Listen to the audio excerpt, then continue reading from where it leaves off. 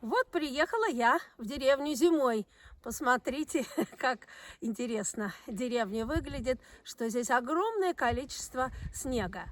Конечно, современная деревня – это не та деревня, которая была 100 лет назад.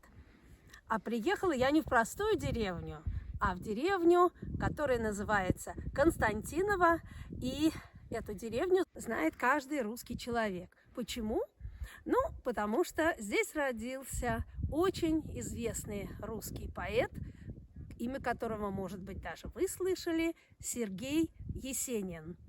Сергей Есенин был крестьянин. И, как вы знаете, крестьяне редко стихи пишут.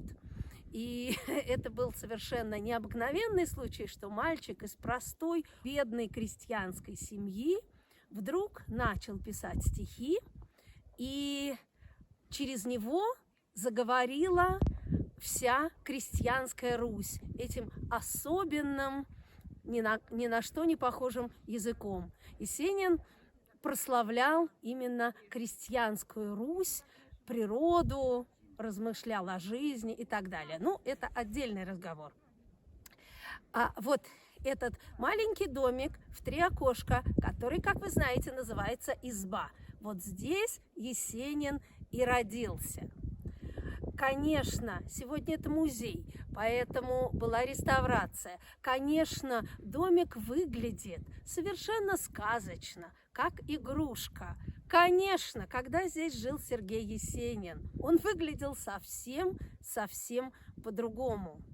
Дорог в деревне не было, дома были старые, внутри там было очень тесно, но благодаря чуду поэзии, чуду искусства, этот домик, деревня и все, что вокруг, приобрело совершенно невероятные краски. И это зазвучало и расцветило эту необыкновенную картину, превратило ее в произведение искусства. Есенин родился в 1895 году, в самом конце XIX века, вот в этой крестьянской семье.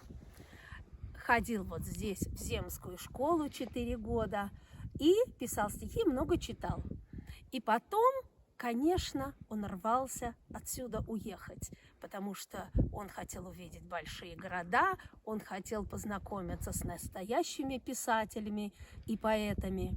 И в его стихах есть такие строчки: «Я покинул родимый дом, голубую оставил Русь, в 3 звезды березняк над прудом, теплит матери старой грусть. Я не скоро вернусь, долго петь и звенеть пурге, стережет какой-то там Русь старый клен на одной ноге». Забыла.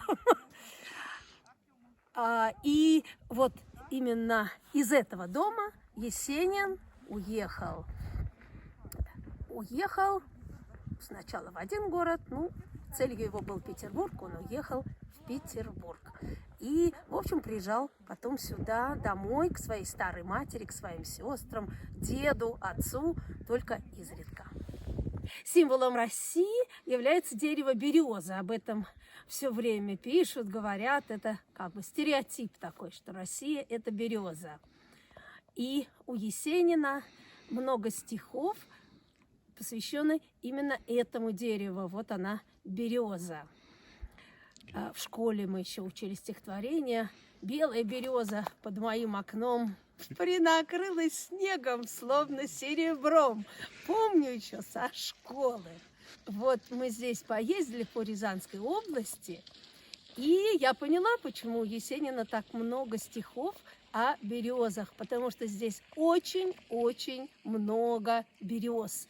Здесь березовые рощи, березняки, одинокие березы, и действительно очень красивое дерево. Село Константиново стоит на очень красивом месте. Оно стоит на высоком берегу реки Оки. И даже зимой вы видите, что это необыкновенно красивый здесь вид и пейзаж. В стихах Есенина, я обратила внимание, очень много прилагательных синий и голубой. Он очень-очень любит этот цвет. И когда я вот здесь стою на берегу Оки, на высоком берегу, и смотрю вдаль, то вы можете представить себе, что летом это огромное синее небо, которое еще отражается в широкой реке, и она тоже становится сине-голубая. Есенин вот вырос в этой красоте и в этом синем свете, поэтому у него часто голубая Русь, синие ставни, синие глаза, очень-очень много прилагательного синий и голубой. Ну и немножко света в наше видео. Есенин родился 21 сентября 1895 года, как я уже сказала. Это была осень, ранняя осень, красивая осень. И у Есенина осталось очень много стихотворений об осени. И многие из этих стихотворений стали песнями, потому что стихи его лиричные и очень музыкальные, они как бы сами поются.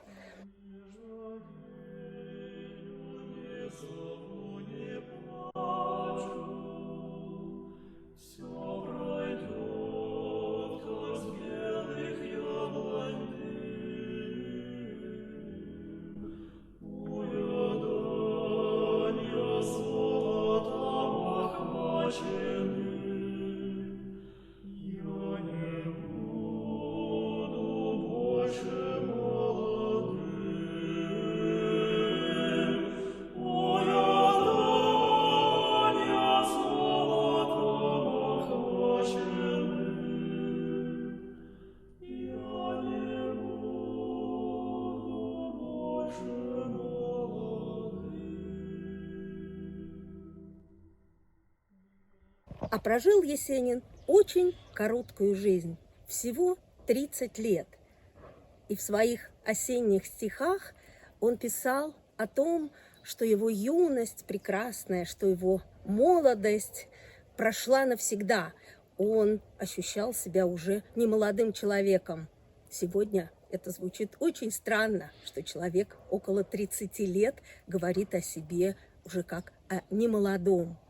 Но именно это настроение грусти и тоски по ушедшей молодости вы можете прочитать в его очень известных стихах, таких как «Отговорила роща золотая» или «Не жалею, не зову, не плачу». И в одном из этих стихотворений он нашел удивительный образ для ушедшей и прекрасной юности. Словно я весенней гулкой ранью проскакал на розовом коне. Попробуйте сами прочитать эти осенние стихи Есенина, и я надеюсь, что все, что я вам рассказала о его родной деревне, о его родном доме, вам обязательно поможет лучше понять и почувствовать магию этих стихов. Ну, и на этом мы простимся с Есениным.